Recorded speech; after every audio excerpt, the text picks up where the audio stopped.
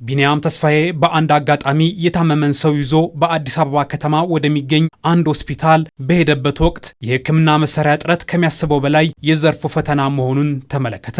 ይህ አጋጣሚም ስለ ጉዳዩ በጥልቀት እንዲያስብ አደረገው። ማብሰልሰሉና ጥናቱም የሕክምና ግብዓቶች በሀገር ውስጥ አለመመረታቸው ለዚህ እጥረት መነሻ መሆኑ ነገረው። ይህኔ የመፍትሄ ጠጠር ያዋጣ ዘንድ እጅጌውን ሰበሰበ።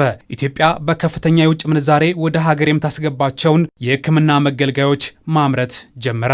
አጀማመሩ ያው አገር ውስጥ ባሉ ማቴሪያሎች እንዴት ይሰራል የሚለውን ጥናት ነበር ያጠና ነው።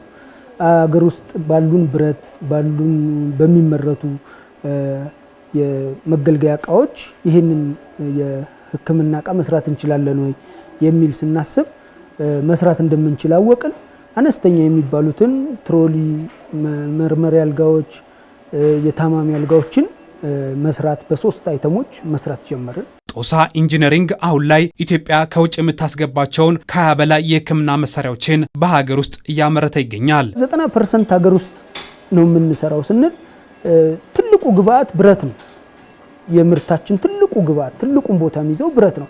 ብረት ደግሞ ሀገራችን ውስጥ ይመረታል። ብዙ አምራቾች አሉ። ከነሱ ብረት እንገዛለን። ስፖንጅ ሀገር ውስጥ ነው የሚመረተው። ሌዘር ሀገር ውስጥ ይመረታል። እነኚህን ተጠቅመን 90% ሀገር ውስጥ እየሰራን እንገኛለን።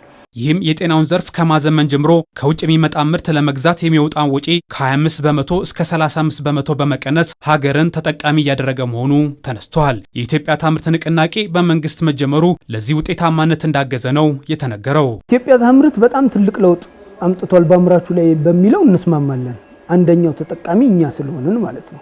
ኢትዮጵያ ታምርት እንዲያውም እንደኛ ሐሳብ በአመት አንዴ ሳይሆን በአመት ሁለቴ ቢዘጋጅ ደስተኞች ነን። እኛን ከአፍሪካ ካሉ ከጎረቤት ሀገሮች ጋር እንድንገናኝ ትልቅ እድል ፈጥሮልናል። አገር ውስጥም የማያውቁንን ገዢዎች እንዲገዙን፣ ሆም ኬር የሚከፍቱ ድርጅቶች፣ ሆስፒታሎች ከኢትዮጵያ ታምርት በኋላ እኛ ጋር መጥተው ማምረቻችንን ጎብኝተው እየገዙን ይገኛሉ። ይህ ፋብሪካ አሁን ላይ በሙሉ አቅሙ በማምረት ላይ ይገኛል። ይህም በሀገር አቀፍ ደረጃ 67 በመቶ የደረሰውን የማምረት አቅም ማሳደግ እንደሚያስችል ማሳያ ነው። በወር አንድ የማዋለጃ አልጋ እስከ 1000 ማምረት እንችላለን።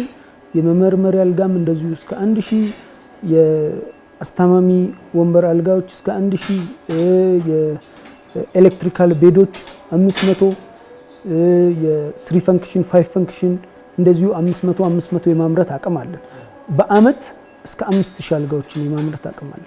አንድ ፋብሪካ ማምረት ከሚችለው ከግማሽ በታች ነበር የሚያመርተው 47% ብቻ። ይህ በጣም ጉዳት ነው። ያ አዳዲስ ፋብሪካ ሳያካትት ዛሬ የማምረት አቅማቸው ወደ 67% አድጓል። በአነስተኛ ካፒታል የተጀመረው ስራ አሁን ላይ ከፍ ያለ ካፒታል የሚያንቀሳቅስ ሆኗል። ይህም መንግስት ለዘርፉ በሰጠው ትኩረት መሆኑ ተነስቷል። ለውጡም ከጊዜ ወደ ጊዜ እየጨመረ የመጣ ለውጥ ነው፣ የሚታይ ነው። ፍላጎቱም ጨምሯል። መንግስት ያወጣው ፖሊሲ ደግሞ በጣም አግዞናል ብለን እናስባለን። ለኛ ብቻ ሳይሆን ለጠቅላላ አምራቾች ትልቅ እድል ፈጥሯል ብለን እናስባለን።